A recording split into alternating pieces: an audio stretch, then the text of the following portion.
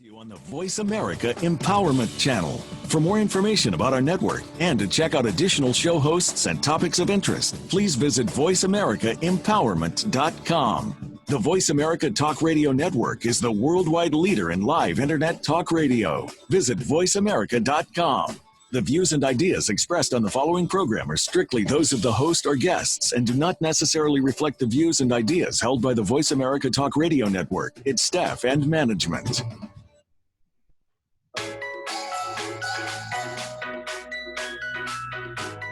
Are you ready to live your best life, be stronger, and fall in love with yourself? It's possible, and it's inside you, but you need to unlock the power within. Welcome to Fearlessly Authentic with Jody Harrison Bauer. Jody used to be afraid to take risks. It took some stepping out of her comfort zone to get her there. Along with her guests and their stories, Jody will help you to live your best life ever. Now, here's your host, Jody Harrison Bauer. Good afternoon, everybody. Happy Thursday and welcome to Fearlessly Authentic. I am your host, Jody Harrison Bauer, and I appreciate all the love that we are getting for this show. Thank you so much for listening. I hope that you are getting educated, feeling empowered, and inspiring others so you and they can live a fearlessly authentic life, because that's what it's all about. It's about being brave, getting over those fears, embracing that fear, and then living the life that you want. And hopefully that is your authentic life, because I know it takes us a while to get there.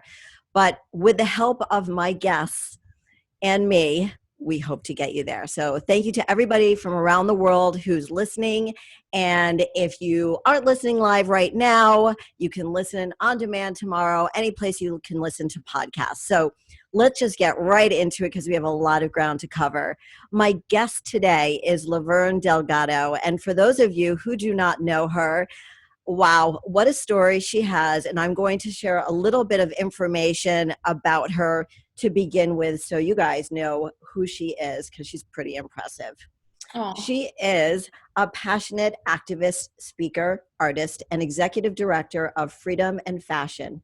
She is an alumnus of the Fashion Institute of Design and Merchandising and has spent many years working in the fashion and beauty industry, with her experience encompassing everything from mass production to couture for the runway.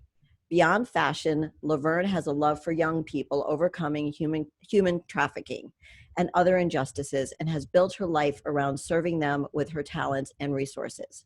With her vast experience in working with survivors of abuse, single mothers, conquerors of injustice, and the LGBTQIA+ community, Laverne's track record upholds her connection to the human spirit and empowering one's greatness. Love that. Love that. Throughout the years, Laverne has led many teams and activated generosity in thousands of people, which has led to providing resources to people in need around the world. She currently lives in Los Angeles. Thank you so much for joining me today. I've been so looking forward to talking to you on the show. Me too. I'm so happy to be here. It's such an honor. Thanks for having me. I appreciate it. I remember when we talked a while ago, it seems so long ago, right? I think it was like back in October or something. And yeah. I just couldn't wait for this show to air, because you have such an amazing story of bravery, living with integrity, and then passing that on to help other people. So I'd like to start from the beginning in how you started this business, but what was the reason you decided to start Freedom and Fashion, and a little bit of background on what brought you to that point? Thanks for asking. Yeah, so, we all have some story, I think, of overcoming at some point, whether you would measure that as, something major, like a major injustice or just hardships in your family. But I definitely have that in my story. So I was abused when I was younger and was in a domestic violent marriage. So I identify with the women and the youth that we serve. So it's a very personal mission for me, So I started with Freedom and Fashion, I was recruited to create these transformative programs. So we utilize fashion and beauty to essentially create new neural pathways in the mind. So we get both hemispheres of the brain pumping, and together they actually, if they participate and we do our job well, they see themselves and the world around them in a new way. So I was very committed to my own healing and transformation for myself. And once I started seeing that happen for myself, I could not, and I saw just how powerful the language of fashion really was. I couldn't just keep it to myself. So I invented these programs, and, each year they're refined and expanded upon. And you see, what you see now on the runway and serving survivors all over the world. And, it comes from a personal place. So that's how I got started. So before this, you were in the fashion and beauty industry, and when did the light bulb go off? You said you were asked to create some programs, but when did Right. you're in the beauty and fashion industry? What led you to create this? How did you connect with somebody who said, hey, we're working with these women and we'd like to get you involved, and because this is something that is so close to home for you, you got involved? Well, I started my activism, almost 2 decades ago. So I'm fairly young, but I started very, very young, and I couldn't wait to get off of work to go volunteer.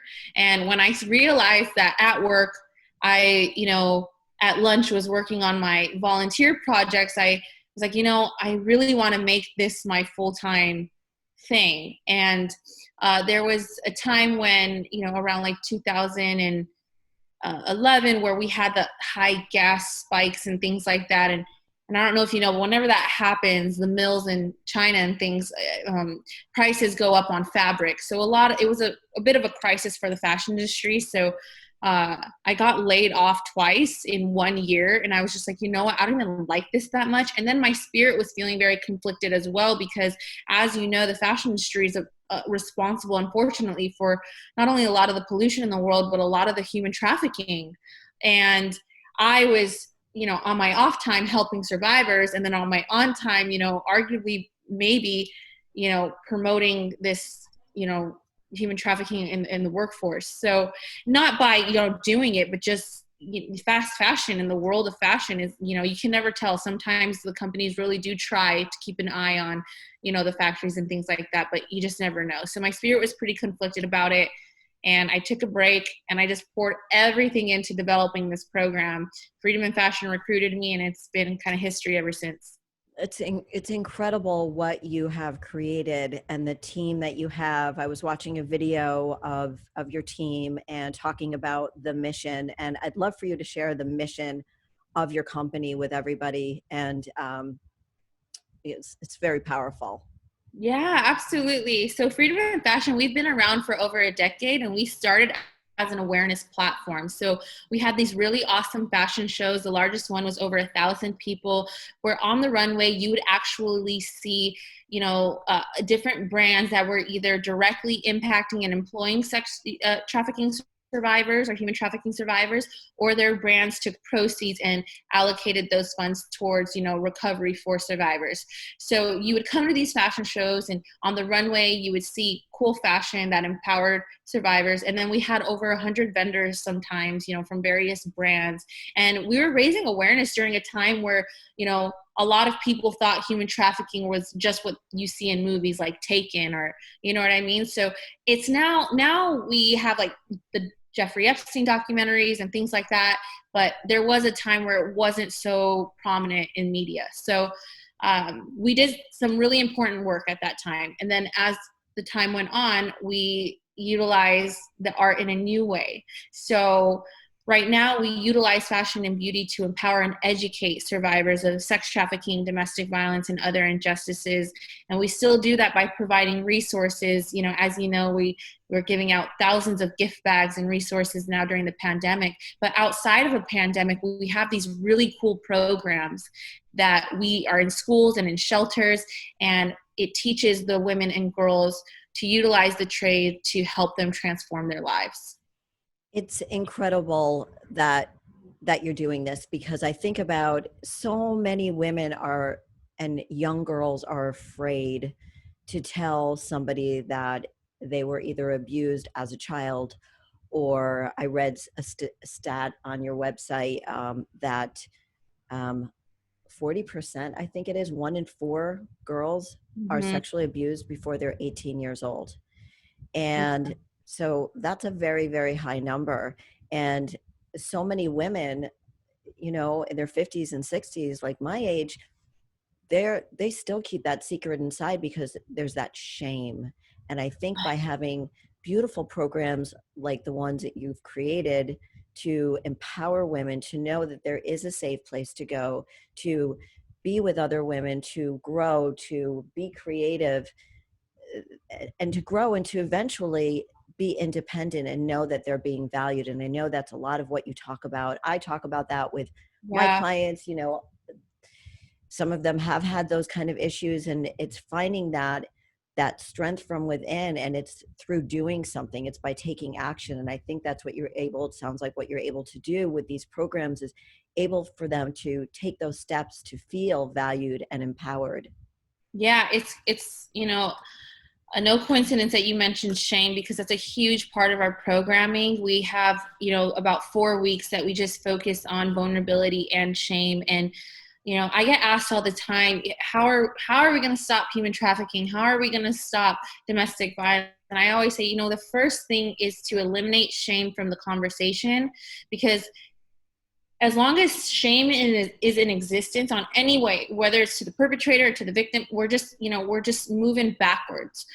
So eliminating shame from the narrative will then set us free to share. And the more we share and we gain a general, education about the injustice and about the violence, the more we understand the perpetrator, and the quicker that we do that, the quicker we can get in front of the problem, and we're not always, on the response. So I love that you mentioned that. We focus a lot on that, and there is no larger chain than shame, and we're very committed to eliminating that. So how did you move on? So you were at a young age, you were sexually abused. Mm-hmm. It seems like, I don't know what the statistics are on this, but if you are sexually abused, I've read that many women go into a marriage and then they are abused, whether it's physical or mentally abused in that marriage. Do you find that that is a normal path that a lot of sexually abused girls follow, just because they don't know anything? I don't want to generally speak, but in your field. Yeah, I mean, I'll speak for myself, because listen, here I am, right? An advocate, activist, and an educator to survivors. And at the same time, I was in my own domestic violent marriage.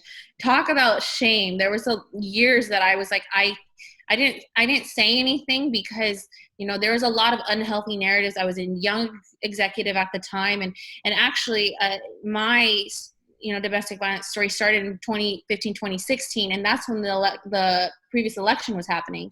And I remember on TV, I don't remember who the reporter, who the anchor was, but I was watching, someone comment on Hillary Clinton, and this isn't to get political. I don't care, who voted for what, but you cannot deny the fact that she was making history. And somebody said, how is she going to run the free world when she can't even keep her husband happy? So here I am, a young executive at the time. Domestic violence just started in my marriage, and I'm like, oh no, if they're criticizing Hillary Clinton almost 2 decades later for a mistake her husband made, I definitely do not have room to have a messed up marriage. You know what I mean? I cannot, and especially being an activist that's an executive of a company and a nonprofit that helps survivors. Right. So here you were living in that situation where you were helping others. I feel that a lot of people end up doing that. There's that whole story about the shoemaker's kids who never have shoes, and so on and so forth. But so what was the wake up call? Did you just wake up one day after doing what you're doing, and listening to that reporter? Was that the wake up call that you got that said, I got to get out of this, or I've got to make a difference, because I'm not living with integrity? Right. So I think I don't think I had a specific moment of like, aha, but just over time, and I genuinely, like, during this process, there wasn't a day I was just sitting by letting it happen. I was trying to find recovery for myself, recovery for him. Like, I was desperately trying to uh, pursue healing for the both of us. And as you know, that doesn't work. Like, two people need to pursue their own healing for themselves. But I was just so committed, and, you know, I cared. And there are other things, you know, other complications that you know, he was dealing with that made me empathize, and I was trying my best, you know, but there was, I think it just got worse, honestly, Jody, as the years went. You know, a lot of the time domestic violence doesn't start as like an abrupt, you know, throw down the stairs or something like that. It's little acts of violence, whether it be, you know, name calling or whatever. And throughout the years, it gets worse. And that was my story. And, you know, at the end of it, I was like, what you're saying, I am no longer an integrous person, I feel, you know, to be able to do. And it was actually my survivors, the ones that we teach and lead, I would watch them, and I was like, eventually, and it ended up we healed alongside each other. And it ended up being such a beautiful part of the story. Well, I'm so happy for you, because as I said, so many women keep that shame within them, and it stops them from moving forward. And, you know, we all have, I think that a lot of women don't identify with being verbally abused as domestic abuse. Yeah. Or any kind of abuse. It's abuse no matter what. Nobody should be verbally abusive to you. And, you know, I dealt with a lot of that in my marriage myself. And I remember thinking, hey, you know, this needs to stop. And I do not want my daughters to see that this is something that their mom tolerates in a relationship. And because I had two little girls staring up at me saying, you know, hey, Right. you're going to let this guy talk to you like that? And then it gets bad. You know, the banter gets back, and it doesn't abruptly begin. It just sort of escalates itself. And I just hope that everyone who's listening, if you know anybody, or if you are feeling any of these, if you are being physically or verbally abused, that, you know, don't feel ashamed to get help. You need to get some help, and take care of yourself first, because that other person, like you said, Laverne, is not, you can't do it together. You have to take care of yourself first. Right. And I want to just piggyback on what you said, because it's absolutely, like, I think I felt alone a lot of the time. As much as I knew I was in the rooms with survivors all the time, but I didn't think that other executives and other leaders went through it. And as soon as I started sharing my story, leaders of bigger nonprofits and politicians and all these, I'm like, oh my God, you know, I started hearing all these other stories and women who feel the same. And it's not just a women thing. I also do want to, like, encourage men as well, because honestly, we have some men survivors, and men just generally do not feel like they have any space to claim domestic violence or even acknowledge that it happens to them. But Oh, it does. you know, I've had, you know, some women who have been very violent towards men as well. And because of that whole stigma and the whole narrative, you know, men kind of get the short end of the stick, and they just kind of have to buck it up and man up. And it sucks, because regardless, on the psyche, it has the same effects. You know what I mean? Like, whether you're a man or a woman, this kind of abuse harms, and it costs families and children, especially if there are children in the relationship. So, and your program is just for women, right? Women and youth. So under youth, we do have some men, gender fluid, non-identifying clients. So and we're serving a lot more families now in the pandemic. We're just answering the need, and we are serving a lot more, like, men as well. We are predominantly youth and women focused, but, you know, if someone needs help and they're a man and we can help them, then we do. That's fantastic. Let's talk about what happened during quarantine. So for somebody first of all, let's back up. For somebody to get involved in this program, do they need to live in the Los Angeles area? Are you doing things online? We haven't been virtual yet as far as programming. Okay. So the education, at least to my understanding, you know, my mom's a teacher, and I kind of keep my ear to the ground on all that, and they're in constant contact with our partners. They're kind of just now getting their footing in their own system, with, you know, the parents feeling supported and the educators, you know, getting used to this new way of being, right? So we'll start our virtual stuff in 2021, but right now we are strictly doing like survival need resources, and now during the holidays, a lot of gift giving and ensuring the parents have gifts to give their children and things like that. So what happened during quarantine? Did you find a lot more people were reaching out to you, or was it the same? And then as we were staying in quarantine, I mean, you're in California, so you guys have been in quarantine much longer than a lot of other people. Right. You know, I'm on the East Coast. And did you find that, you know, it was sort of everything stayed the same? And then was there a spike like in April or in May? Oh my goodness, there was a spike like almost Wow. overnight. So Freedom in Fashion is an education nonprofit. So depending on who you ask, there's about 12 to 14 stages from the rescue to rehabilitation process, right? And there's usually a nonprofit that covers 1 to like 3 of those stages. So we're towards the end, usually after the client has their survival needs met, food, water, shelter, clothing, and they have the physical, mental, emotional, spiritual health to be able to start retaining new information. We come in and help them kind of propel forward into contributing back into society again. Can you talk about those last 3 stages? Yeah, I mean, it depends on who they are, whether it's Okay. man, women, everybody's stages are a bit differently, but this is where they start learning like, a new trade skill, or they're developing, they're moving from their shelter into independent living or transitional housing, or they're trying to graduate high school if this isn't a school, so they're at the point where they need that extra push to really break through, and become an independent contributor. So whatever that looks like for the individual, that's where we come in and provide our services.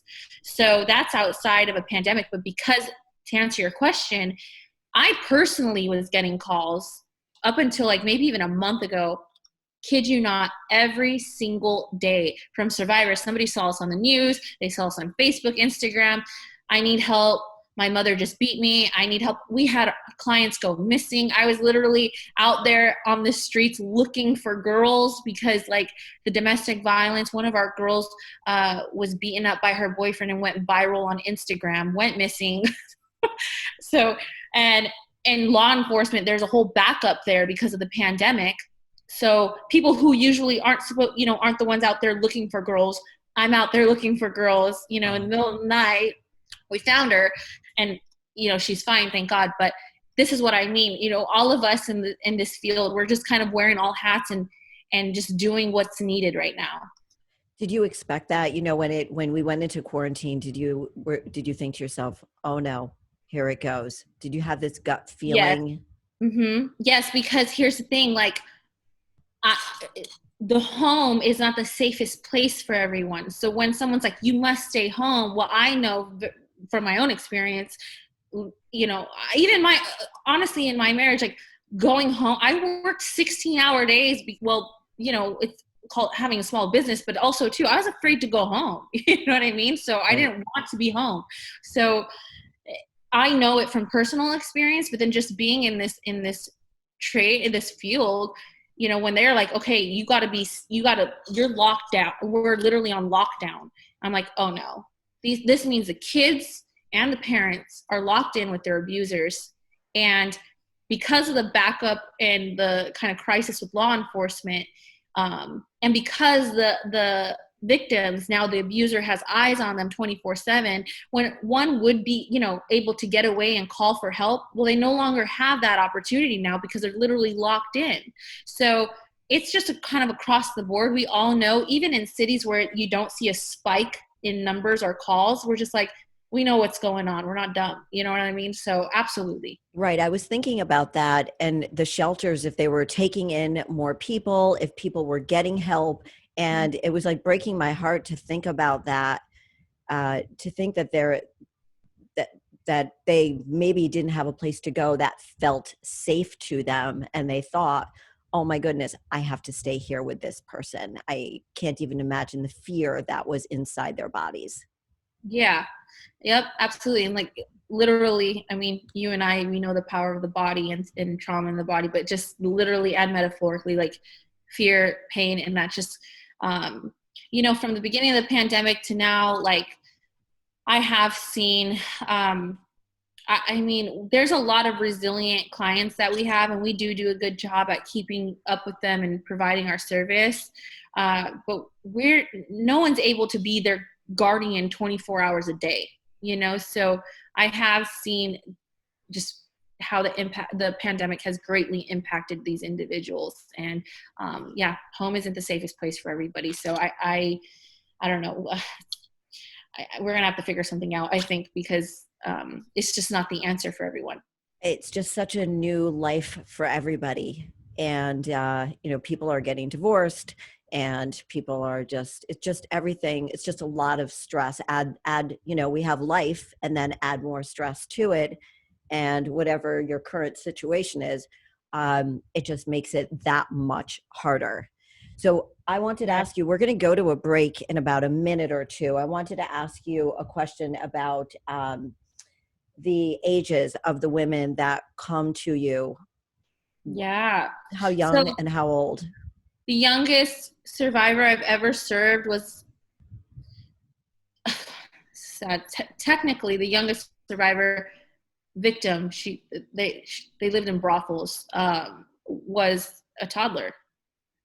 And the oldest survivor I've served was just about 60. Actually, we have someone over 60 now. So yeah, full range, full scope. You know, we go to different parts of the world. You know, when you go to other areas, you know, the clients are outwardly younger, you know, but we've been able to impact a good range of people. My goodness. Thank you. Thank you. We're going to take a break right now. We're going to take a break for a few minutes. Everybody stay with us. We'll be back in a few minutes with Laverne Delgado. All right. All clear. Thank you. Thank you. So we're going to come back in about 3 or 4 minutes. How did that all feel to you? Feels good. What do you think? Okay. Am I doing all right? Oh, you're like perfect. You're perfect. Okay. So I wanted to get into, you know, you running the business, more about you and what do you do to stay healthy? And is there anything, you know, I have a million notes. I want to talk really about and how fitness has helped you. I know we talked about that. And the value. I know we talked about it already, but maybe you could, you know, maybe talk specifically maybe about some programs or in those last 3, like what you actually done all over the place because I have so many questions. What exactly? I got to get rid of this fan. I was having a hot flash before we started, so the fan is blowing it. I know, but you got some Beyonce floats. I'm like, oh, yes, queen. I've never had the fan on before, but I want to talk about the runway show because I know that's a highlight, and so I really want to talk about that too. Yeah. So, and also, are you designing any clothes right now? You personally? I don't design, the girls do, but I creative direct every line. So what they will do, and all right, now, don't tell me now. Okay. I'll ask you that question. Okay, cool. Okay. I'm going to just shut off this fan because it keeps blowing in my face. Oh shoot. Hold on a second. I can't reach. Hold on. You got a minute. We have a minute. Okay.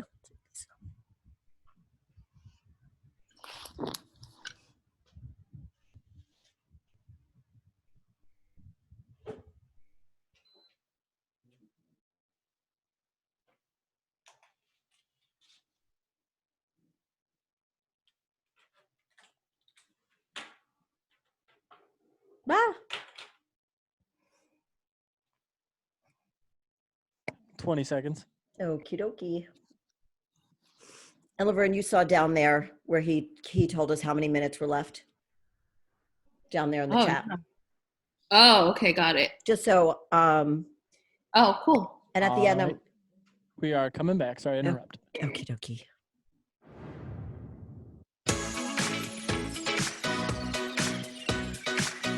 You are listening to Fearlessly Authentic with Jody Harrison Bauer. We'd love to hear from you with any questions or comments you may have. Send an email to info@jodyharrisonbauer.com. That's info@jodyharrisonbauer.com. Now, back to Fearlessly Authentic.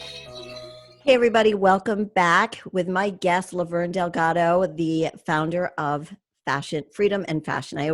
Freedom and Fashion. And I wanted to ask you, how do you stay healthy? What do you do to make yourself feel good on a daily basis?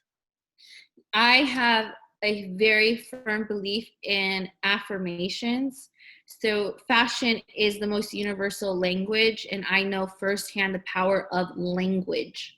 So before I go to bed, when I wake up, at least internally, but as often as I can, I verbally communicate affirmations and manifestations for myself and for my life.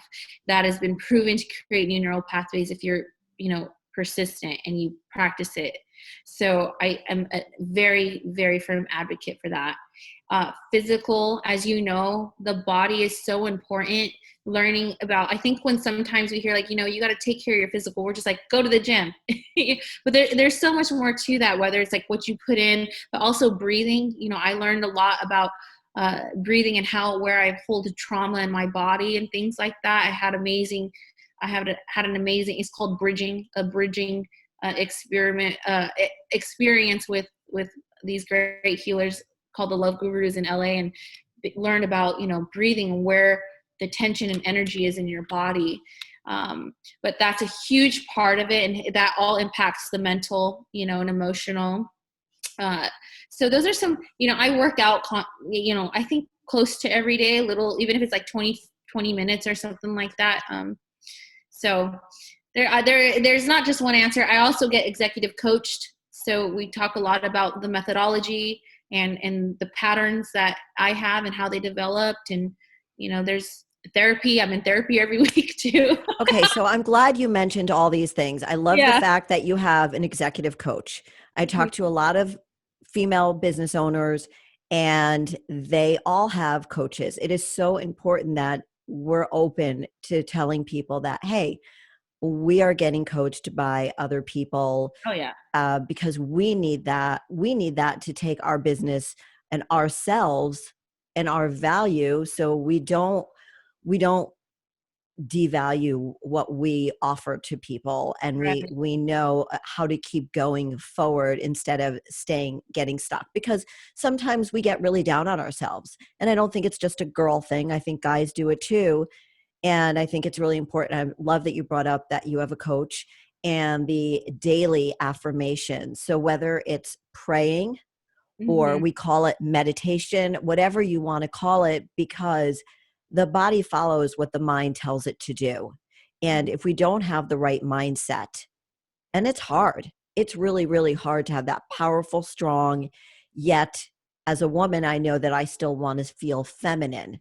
Right. And so many women feel and compare themselves to men and think, well, I have to be tough. I have to look like a man. I have to act like a man. No, you don't. You can be that feminine, strong, and sexy woman. Not, you could have it all. You could have it all together.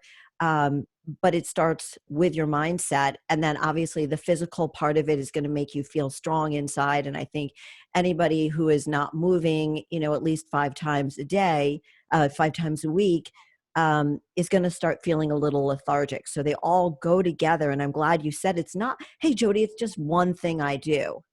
Right. Yeah, I think it's, there's a lot of power in awareness. So if there's one thing I can say, what's a magic pill someone could take? If you could focus on your awareness and just becoming more aware, those other things will follow. Like aware of where we are right now. How am I breathing? What's my thought? Am I aware of my thoughts? Does my mind just kind of go wherever it goes?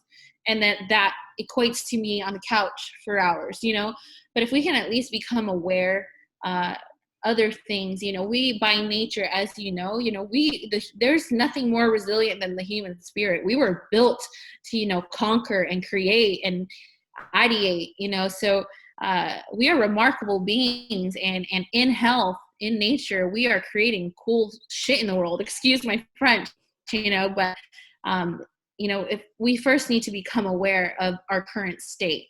So that helped me a lot, even in like little things like my breathing or my thoughts. And once I became aware of what they are, I could accept it and move it and change it.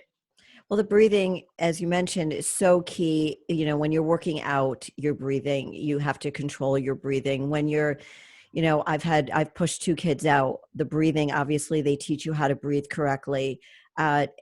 In having sex, in doing anything, if you're not breathing, doing all of these things, it's not good for you. And to find that stillness in your day and just learn how to breathe and listen to being aware. I love that you brought that up, being so aware of your breathing and that stillness. And even if you can't stay still, but being aware of it. And so many women, so many people are not aware of, they might be looking at the person and say, oh, is that me? Like they're just not aware of it. And I think that those are great suggestions for everybody to do, because we have to learn about who we are so we could get stronger and move forward, because we never, ever want to go backwards, no matter what it is.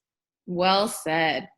So tell me, are you designing anything right now? Tell me about what you creatively, I know you're creative on a daily basis, but creating any fashion, what are you doing in that part of your life?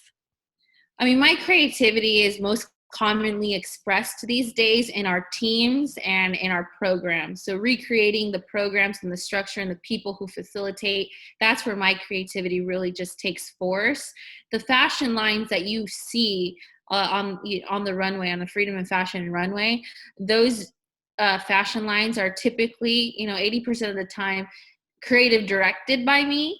But the survivors and the girls are the actual designers. So I'm just there to help steward their thought into a place of fabric and a tactile design, but that's kind of where I get creative. And my job and what we do in the programs, it's relating to humans is a creative expression. We are multidimensional, complex individuals. So we need that right hemisphere of the brain active and well in order to even have healthy conversations that move us forward in our relationships. So yeah, creativity is all around. Very true. So do you find that a lot of the women are nervous to start creating? Yes, a lot of women, listen, when you're talking about survivors of sex trafficking and you're talking about clothing, we ask, what color do you like? Well, these women and girls, they like the color their pimps told them they liked. They wore the clothing that their pimps told them to wear. So asking them like, well, do you like red lipstick? Or do you like, this? They're like, they're just beginning to even get to know their preferences as an individual, and these are things in health we're learning at 4 years old. Okay? This is so important. So it's been like they're just stuck, and then you're giving them this opportunity. Hey, we want to know what you like. We want you to create. We want you to pick the colors that you like. And I can't even imagine what they're feeling right there. Like, I get to do this. I get to pick the pretty color. Yeah, there's for a lot of our clients and designers, there's usually a blockage there of giving themselves permission to consider their likings, to consider their opinions. And that right there can and has been a big trigger point for a lot of our girls. But once they get past it, it's so freeing and they just fly. And they are brilliant designers. I'm telling you, see, this is not any like, no tea, no shade. I'm going to tell you right now, we are not creating any like flimsy designs. These are really beautiful garments, and our designers are brilliant. The creativity and expression of self is a very vulnerable act. So once we are able to kind of help them, enable them to feel that freedom to express, they are brilliant and they create some of the coolest stuff. So the runway show is huge. Tell me about that. Yeah, that it's such a fun. There's no fashion show like it. Like literally, there is not a fashion show, in my opinion. When you're talking about narrative and purpose, that's more important than this one. But there's just not one out there like the Freedom and fashion shows. To where on the runway, you're seeing designs that were designed by these overcomers. On the runway, you're seeing some of the overcomers model and walk. And when they walk, they're not just, they get coached by models, and they practice, walking, and they're practicing and learning as a model would learn. And they go out there, and, these are girls and women who had their hoodies and headphones on, and you couldn't tell them a lick about life. They wouldn't even look you in the eye. And now they're opening a fashion show to, 500 people in the Natural History Museum. I saw some of the videos and the confidence. I mean, what you're doing to build the confidence and the value that they value themselves. Like, look what I created. Look at me walking on stage. Just from my perspective, somebody who's not gone through a horrific situation like that, going outside of my comfort zone and just walking on stage when I was competing in fitness shows, it's scary. It's really, really scary. You're constantly taking yourself outside of your comfort zone. This is huge. This goes beyond scary. So I can't even imagine. You mentioned making eye contact. That's one step there, to look up and say, oh, okay, you're giving me the freedom to choose. I get to choose something. Yeah, absolutely. And that's, even at the shows too, backstage, hair and makeup, it's done by our girls, because they're learning the trade of fashion and beauty and hair. And so on the runway, what you see, they're assisting celebrity makeup artists, and they're doing the makeup and the hair, and all the glam is done by them too. And the talks given at the show, they're public speaking, for the first time. They're sharing their stories, and they help creative direct the ambiance and things like that. And this part is really cool and really important to mention. So each fashion show has a theme, and that theme is created by the girls and women. So at each home and shelter, we all come together, and there's usually the younger girls are usually the ones that, they hear, some of the stories and the narratives, and they see some of the designs of the other homes and shelters, and they decide what the theme of that fashion show is going to be.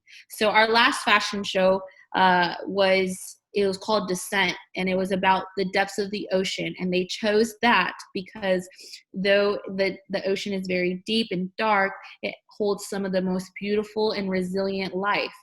And they created, right? I'm like, what? They are brilliant. I'm telling you. So that was the one in the Natural History Museum. It was so cool. So it's just once a year? Yeah. And when is it usually held? In the fall. So usually in October, sometimes early November, but usually in October. So you didn't have it this year? Didn't have it this year. Okay, so tell me So what's going on now? Are they working for maybe, will you do something in the spring? Tell me again. I know we spoke a little bit about how it's been affected by the pandemic, but now that we're out of quarantine, but we don't know what's going to happen next, what are the plans for a runway show? There will definitely be another runway show. They're just so cool, and it's a huge part of our programming. That part, that kind of end goal, that graduation, if you will, is a part of our clients reaching a destination. So we will definitely have another fashion show. Right now, we're really focusing on awareness and getting their stories out there. So we're working on a docuseries and pitching that and creating, just the deck for that. So awareness is our big focus right now. So that, and hopefully, it seems like the world is so unpredictable. We have our plan, and we're going to see it through while taking each day as it comes. This needs to be global. I mean, the program that you're describing, it needs to be all over the world. It really does. It just, so many people need this. My goodness, like what you're doing, you're making huge changes in people's lives. You're impacting so many lives.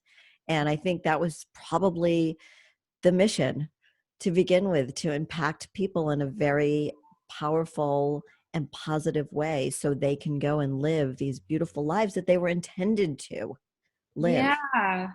Yeah, it's really fun. I mean, there's a lot of hardship in it. I'm an empathetic person, so I feel deeply for the girls and the women, but there's nothing better than seeing them so stoked off of their designs and sharing their stories. A part of our program too is advocacy. We create advocates. So, and not in just a kind of like, no, you're an advocate, but no, they're literally on the news, sharing their story on the front lines, putting purpose to their pain for the sake of others. And just recently, last week, one of our youngest survivors, she and I partnered together to serve over 100 families, and she orchestrated just about all of it.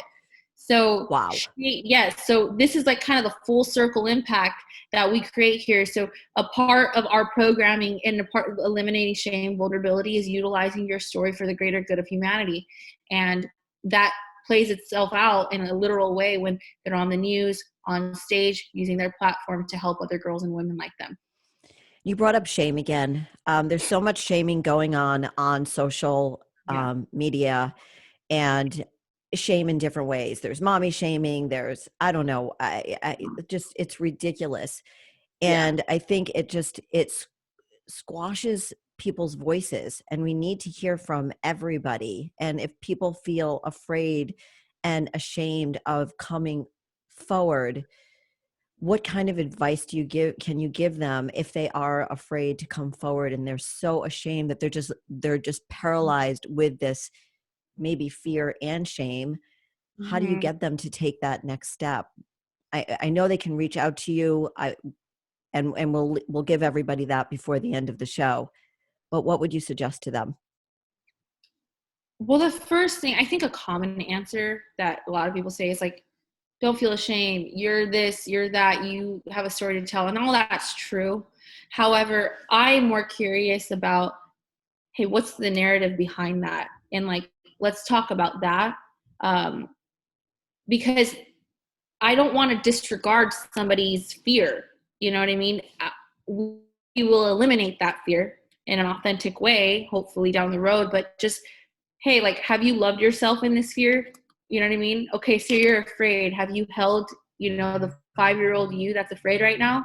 You know what I mean? Rather than, buck up, kiddo, the world needs your voice. All very true. We'll get there. But for those who are afraid of sharing their story, I just would say, like, for 5 minutes, stop figuring and consider, I don't know, how young were you when you first felt that fear? If you can pinpoint that memory, could you hug that little girl? Can you hug that little boy? Can you hug that little boy in your head for 5 minutes? See how you feel after that point. And then, are you able to share your experience with your best friend? Or, maybe it's not on a platform. Maybe it's not to the authorities. Maybe it's just to your parent, or maybe it's just to your sister. Can you say it in the mirror out loud to yourself? There are steps to these things, and the elimination of shame isn't just by like, get out there, kid, and jump off the cliff. Right. A little bit of tough love. Yeah. It doesn't always work in every situation. And I think you've mentioned the word empathy. And I know in my business, I need to be empathetic all the time because everybody comes to me for different reasons. And if you're not empathetic, it's hard to have that affection and that understanding to what that person's going through. You have to be empathetic. You cannot be doing what you're doing or helping other people, servicing other people without empathy. And I think it's the key to everything is to have that empathy for others so you can help to empower them. Yeah, and I'll add on to that because that's absolutely true. Also, I know a lot of people who, for various reasons, whether it be like chemically, something biologically is going on, or habitually, or empathy is not a natural way of being for them, and they just don't, and they're not bad people.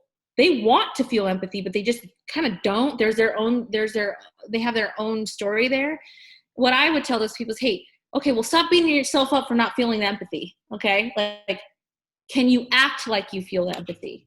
Because even in our relationship here, if you feel the empathy, but I don't experience that expression of it, it might as well not exist. So even if you don't feel it per se, for whatever reason, are you able to adopt the language and the practices to help someone else feel as though you feel them? because that's what people remember. You know what I mean? You don't have to fully understand our survivors to care for them or to act like you care for them. You don't have to fully get sex trafficking or even feel bad about domestic violence. There's some people, they've never gone through it. They just don't connect. You know what I mean? They're not crappy people, but can you try to act like you do? Because that expression is what causes the other person to feel heard and accepted. And I think generally and universally, that's going to help create the unity that we need. You're amazing. I mean, you're 30 years old. I don't mean to put a tag on your age. You are half my age. I will be 60 at the end of this month. Okay, but And you look like that. well, thank you. Thank you. But you are wise beyond your years. Was it years of therapy where you learned this? Did you read?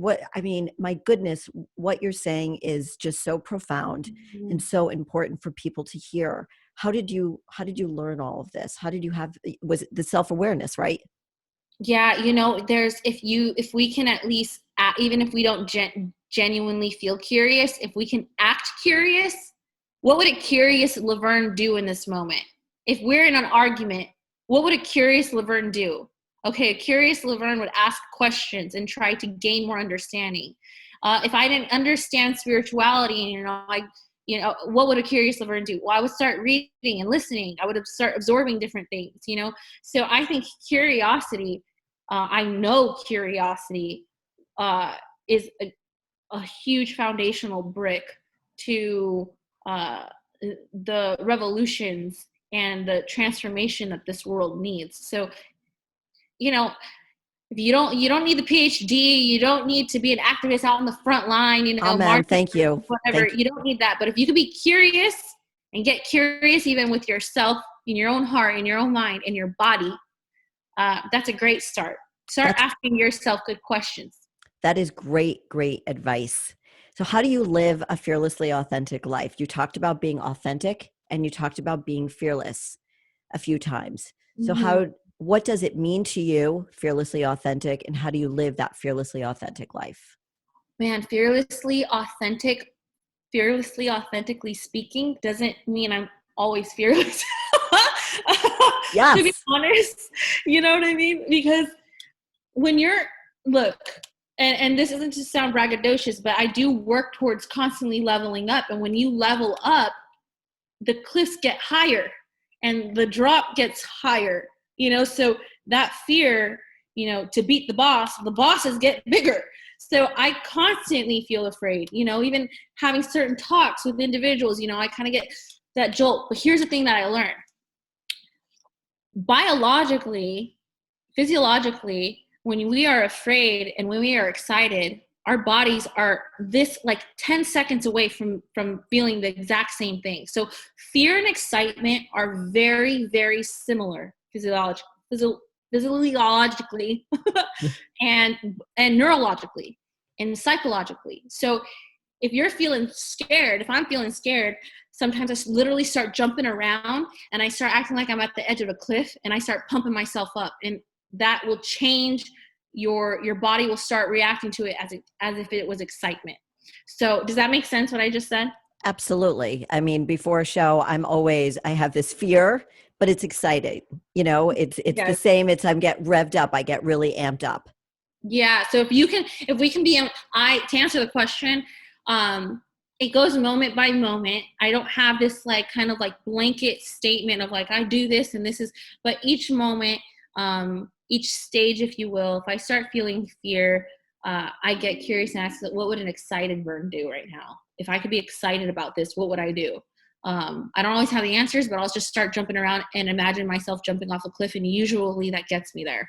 I love that. Thank you. We are out of time. I mean, this has been an amazing, amazing conversation. And how can people reach you? How do they reach you? Yeah, so Freedom and Fashion has an Instagram and Facebook page. That's where we post a lot of our updates. So it's just at Freedom and A&D Fashion, Freedom and Fashion. And then my personal one is Laverne, Love, LOVEVERNE. So I always want to send people to Freedom and Fashion because that's where all the really cool stuff is. But you'll see me tagged on there too if you want to hang out, if you want to be friends. I want to get involved with everything that you were talking about today. We'll talk. Don't go away yet. But everybody, thank you so much for listening. Laverne Delgado, thank you so much for being on Fearlessly Authentic. I really appreciate the time and educating us and empowering us. So thank you so much. Thank you so much.